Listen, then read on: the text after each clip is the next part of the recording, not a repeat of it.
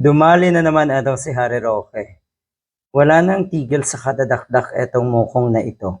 Siguro mas maiging manahimik ka muna. Kasi habang nagsasalita ka sa bawat buka ng bibig mo, lalo kang nalulubog sa kumunoy. Hindi mo yan alam, Mr. Harry Roque?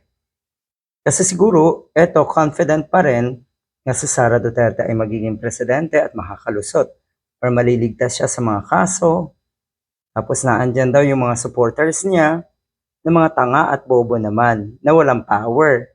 Ganyan kadesperado etong mga ito. Nabanggit dati yung pagiging desperado ng kampo ni Sara Duterte ng sino ba yung bumanggit anyway. At ang sinasabi, ang desperado daw ay ang gobyernong ito. Ang mga kongresista para daw papagsakin si Sara Duterte. Lahat ng yan ay nasa tamang proseso. Lahat ng yan ay dumadaan sa due process. Kaya lang ayaw ng kampo ni Sara Duterte. Anyway, balikan natin si Harry Roque. Ito po, ito yung nakaka-excite.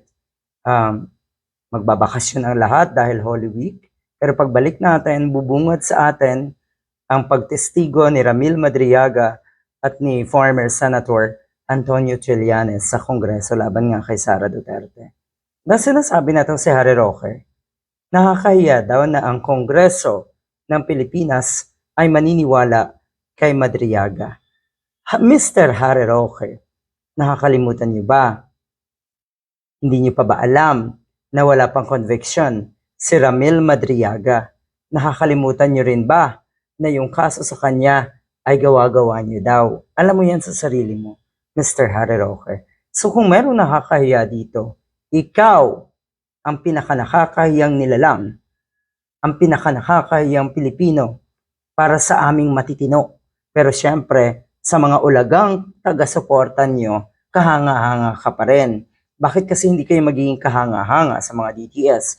Ang hinahangaan nila ay yung mga kriminal, mga pogante, mga sangkot sa katiwalian, mga olats. Olats ka na kasi ngayon, Mr. Harry Roque. Kaya kahanga-hanga ka na sa mga diehard. Mapanira. Diba? Yung mga katulad ni Harry Roque, puro kasiraan ang iniisip. Hindi yan matutuwa na ang ating bansa ay unti-unting nalalagay sa ayos. Wala kasing thrill para sa kanila dahil sila gusto nila gulo lagi. Para lumabas nga naman na ang savior, tagapagligtas ng ating bansa ay silang mga nasa panig nga ni Duterte. Kayo ang mga demonyo at salot ng ating bayan. Alam mo yan, Mr. Harry Roque. Lalo ka na.